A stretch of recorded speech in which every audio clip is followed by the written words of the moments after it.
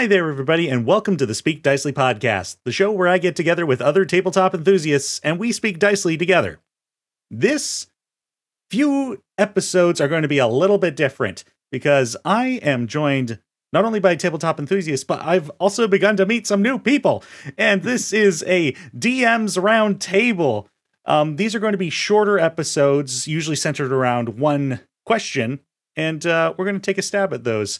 But I would like to introduce my first guest to this first DM's round table. So, Fred, if you'd like to take us off with that. Sure, not a problem. I'm Fred Wheeler. I run the How to D&D YouTube channel. Yes, I am on Twitter and Facebook. No, nowhere else. Mark? I'm Mark from Dungeon Class. I'm one half of Dungeon Class. Gonzo's the other half, and we do a all things Dungeons and Dragons YouTube channel. So you can find us on YouTube as well as at Dungeon_Class on Twitter. And we're also on Instagram and Facebook and all those places. But that's us. And Folkard. My name is Folkard. You can find me on Lutes Dice channel. And of course, all the other media, Facebook, Twitter, Instagram, Patreon. We have a Discord server as well. It's pretty fun there. Yeah. Well, I'm very excited to have you all with me today because we are scattered all over the place. New Zealand, Ukraine, the southern United States. Like, this is what a small world nowadays. Yeah. But I suppose Technology. Exactly. But I should get us right into this here. So I'm very excited because we're all DMs here, at least from what I understand. And I want to crack. No? Oh, shoot. Wait a second. Is this players roundtable? Well, even if you were just a player, I'd love to get some insight. So let's start shedding some light on possible questions that people have out there. So what I want to know, what are your thoughts on having a master plot for your campaigns?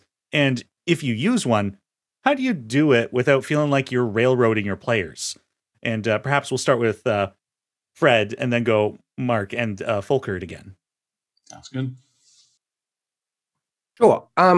Well, the thing is, I'm not really hot on a plot for my campaigns, primarily because it doesn't seem to work that well for me. I've always found that as a player, it doesn't work for me very well. And when I dungeon master, my players usually want to go in a different direction, but we have usually an overall, we're starting with this and going somewhere. So no, I don't really have a master plot. Instead, what I usually do, if I am dungeon mastering and I have a campaign or an adventure, is there's a master villain. And if there's no master villain involved in the conflict, then there's a major conflict of some kind.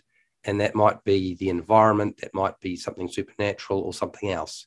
There are a lot of different things you can kind of build around that. And I won't go into that a lot. But so as a result, most of my adventures are very location centric. And it's really about, this is this location, this is how it operates. These are the creatures and individuals and monsters that populate this location, and they're doing their thing. And then suddenly we've got the player characters wander in and screw everything up and mess up the world that used to be there, which is expected. That's the whole point. So yes, in terms of what it looks like, is I always find that I am doing the structural engineering side of things, and my players are using their characters and they build the plot. I don't do any of that. So when people talk about plot, I'm like, yeah, I don't do that anymore. I used to, but I kind of gave up on it. I've been trying to, I guess over time, I keep shedding the things that don't work for me. And if it doesn't work for me or my players don't like it, I just like, okay, I was told I should do it this way. Screw it. I'm going to ditch it and try something else. So that's what I tend to do now.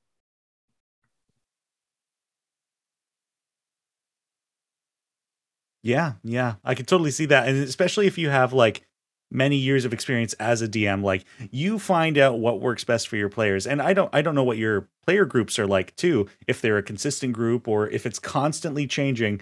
That could also have a big impact on what you find valuable for your storytelling and storytelling collaborations. So yeah, that's very insightful. What about you, Mark? Yeah, I've done it. I kind of like Fred. In the beginning, I wrote these big scripted out, amazing plot, more like a book kind of thing. And it doesn't take too long for the players to kind of foul that up or feel like they're on rails. And also, I've moved more toward have big tentpole kind of things in my adventure. So I have a villain, I have a kind of a plot hook to get him into the story, but then there's this big conflict in the middle. But I'm not married to all of this except maybe the villain at the end, you know. So, and he has a backstory, and I may fill that out. But I've really, basically, because of like Sly Flourish, kind of influenced me quite a bit of lately, and the idea of, and I've done this so far to the point where I had one little idea and we just went with it, and that was so much fun. It was a little stressful on me because I was doing things on the fly. But what I found is I was honing in on the actions of the players. Because they did this, now I'm going to do this. And I think that it was much more enjoyable and felt more alive and vibrant for me. And it did not, there's no way it felt like it was on rails because there was no rails. But I really felt like the way I used to do it in the beginning was very much so. So I think probably somewhere in the middle, at least, where you have these big tent poles is probably the best way, so that they don't feel like they're being railroaded. Because I've been on the other end of that, and it's not so much fun. I hate video games where I can't go to climb that mountain or whatever. It bugs me, you know. So I know what that's like. So, but honestly, yeah, less is more. I felt like for me, and I'm trying to move, and I'm thinking maybe even go like roll on tables and just go from there. You know, all right, here's this table says this is what's happening. We'll go with that and just see how I think that's exciting. So that's kind of where I'm at. Wow. The idea of just going pure random just terrifies me. Right. Well, it's exciting. It is terrifying. Yeah. Yeah. You got to be confident. Yeah. For sure. Yeah. And that's another thing that comes with spending a lot of time in the role of a dungeon master.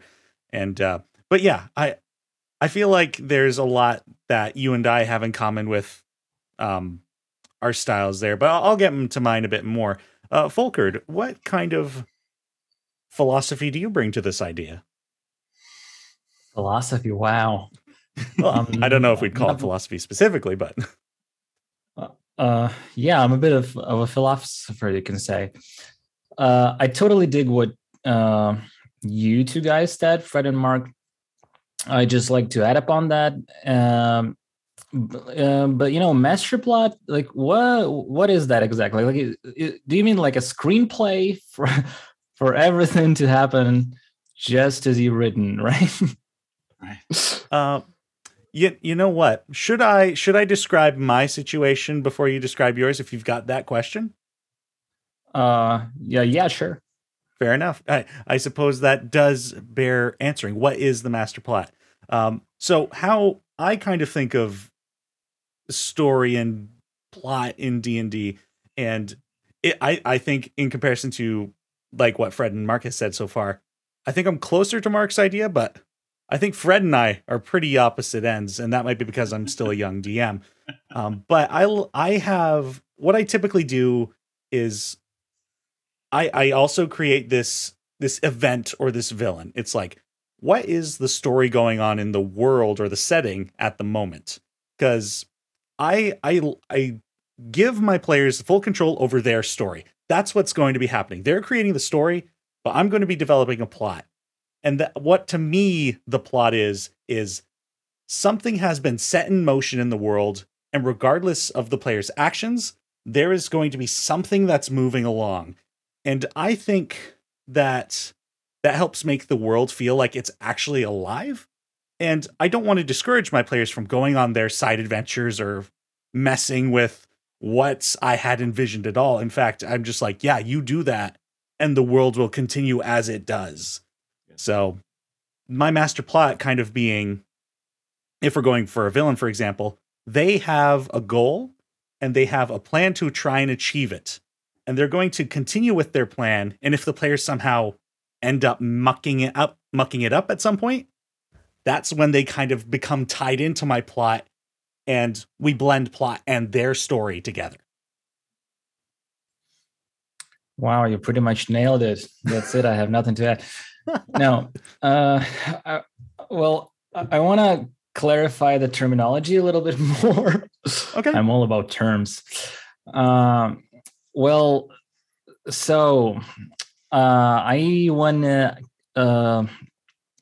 want to talk about three terms. It's there's linear storyline, there's railroad, and there's a sandbox. And I think it's really easy to get confused by these things. So it's actually, it can happen, like you can have a linear storyline and still give players tons of freedom and for them to not feel railroaded in any way. But you can also have a linear story and railroad. I think you can even have a mix of all three, maybe. But anyway, in my opinion, linear story is totally fine. And I hear people on the internet always confusing it with railroading, and I don't think that's true. Because players want to be nudged. I mean, I'm not talking about every single archetype in the world because everybody's different. And I'm sure I just never had those, super active players that that want to take the story in their hands. Usually a player sounds like, yeah, what are we up to? What's happening today? And if I don't give them that, if nothing happens in our world, I've tried that. They'll be like, okay, what up? And they're looking at each other like not really sure what to do. So they can easily get lost, or what's worse, bored. And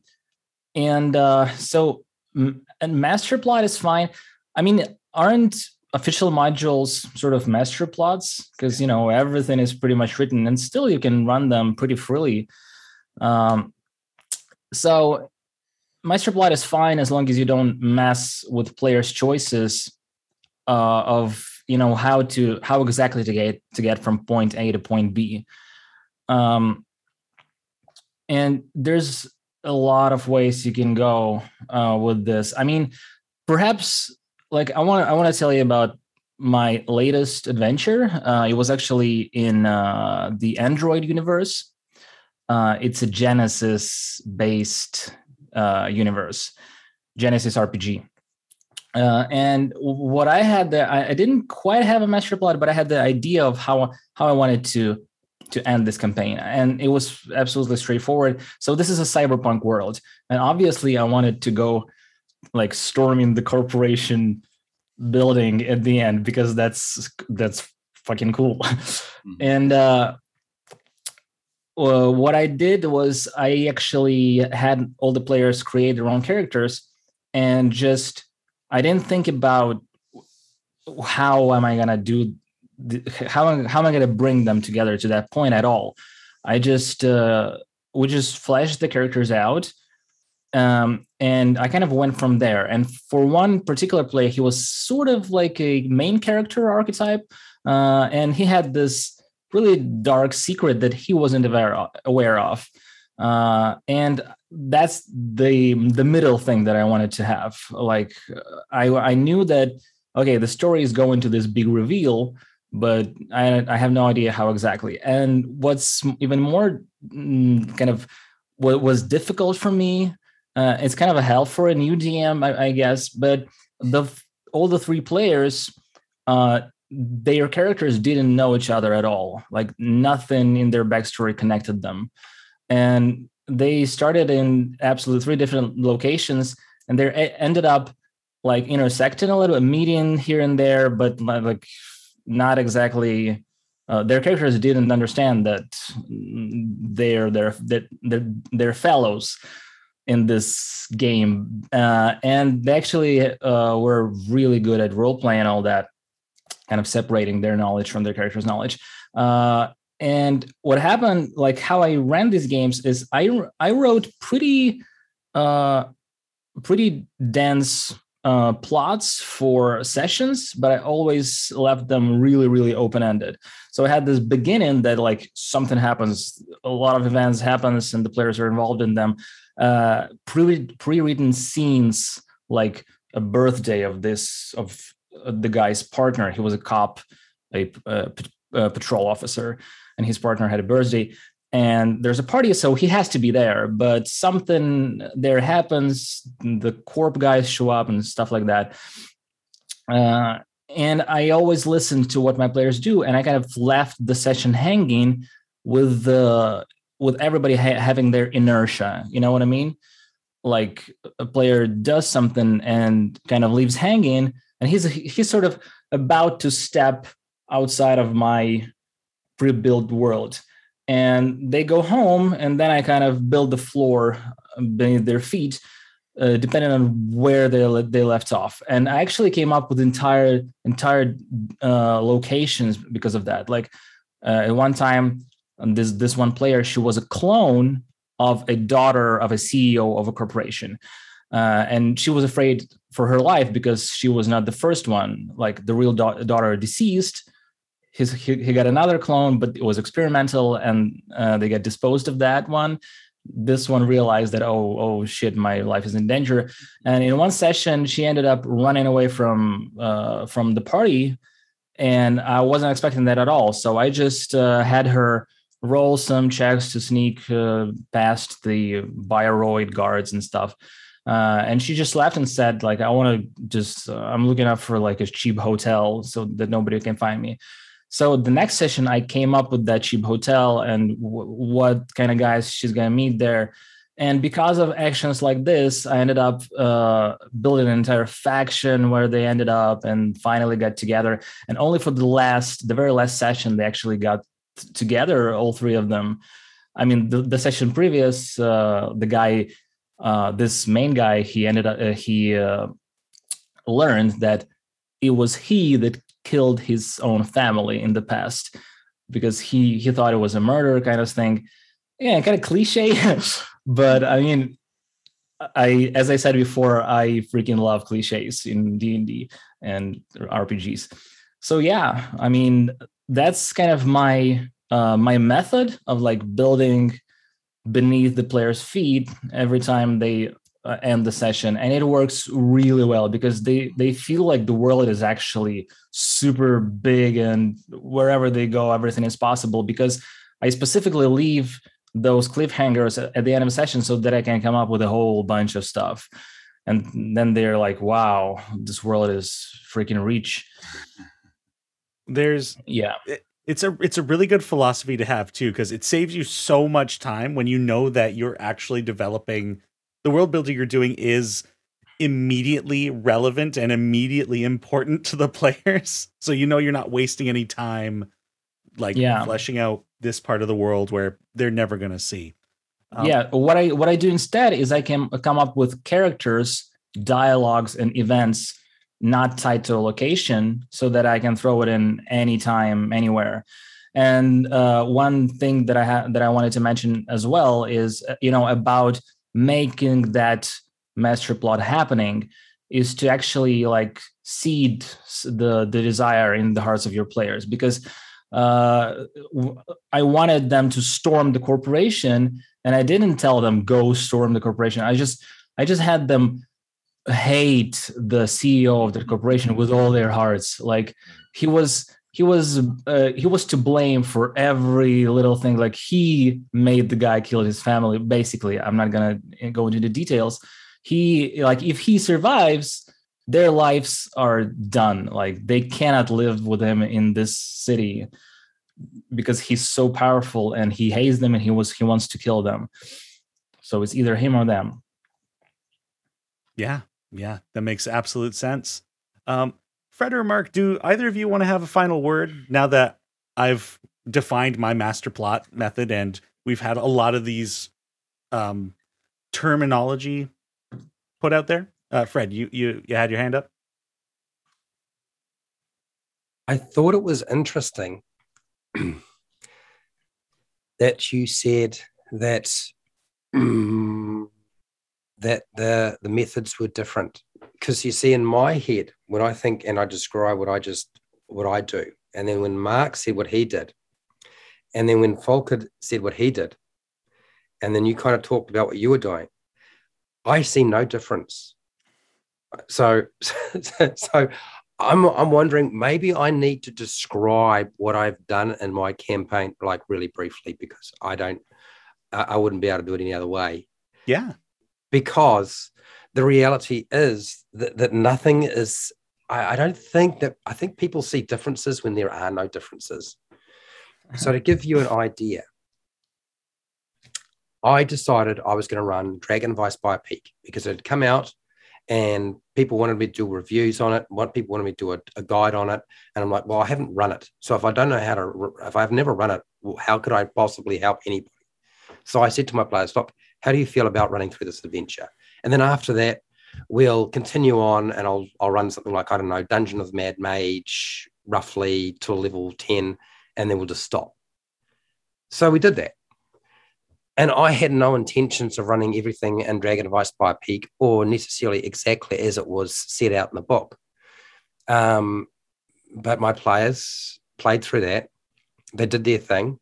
Things didn't turn out exactly the way you kind of expect. We finished that up.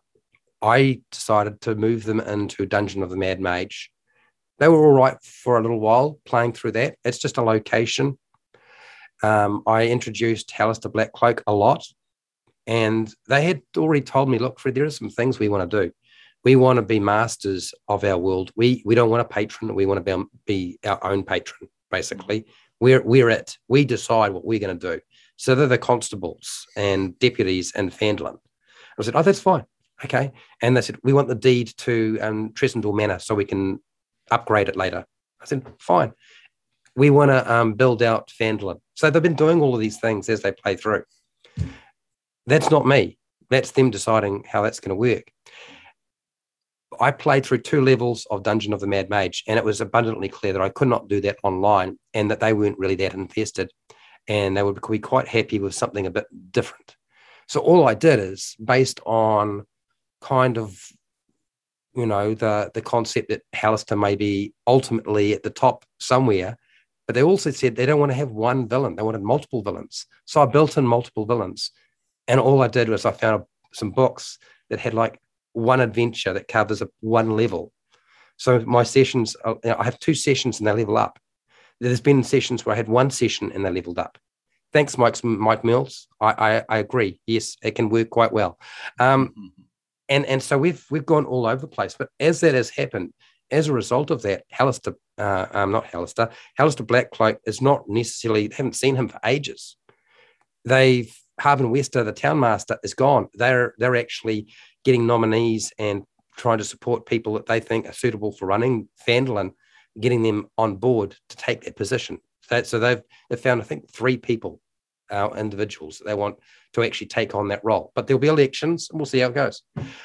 They've already built a wall around Fandolin. They have upgraded the Tresendal Manor. It's all fixed up now. It's done. They have goblin servants looking after the place.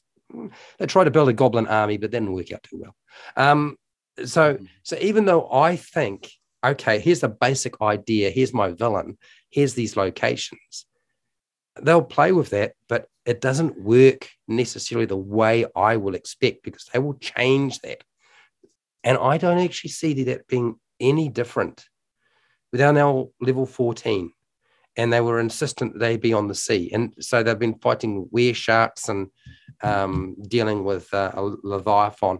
You guys are going to die from that. I'm really trying really hard to make that happen. So I don't see any of that being any different to what Mark does or Folkard does. And even what you described, Denny, I don't see that as actually being very different at all. Do you know what I mean? I love it. Totally. What about you, I Mark? agree. I would say I like what you said about what you described as like a persistent world. And yes, that there, though I didn't really describe that, when they go back to a town, things have advanced last time they were there. There's little things that that I do have to do to show that you're right. The villain is going to go on and do his thing, whether you stop him or not. I like what Folkard said about making them ticked off, because that is a trick that I like to use. I drop in there that they're gonna experience that villain early on, and often here and there they're like, oh my gosh, this guy is the source of all of our hate, and we've got to get this guy. I love that idea. I use it quite a bit.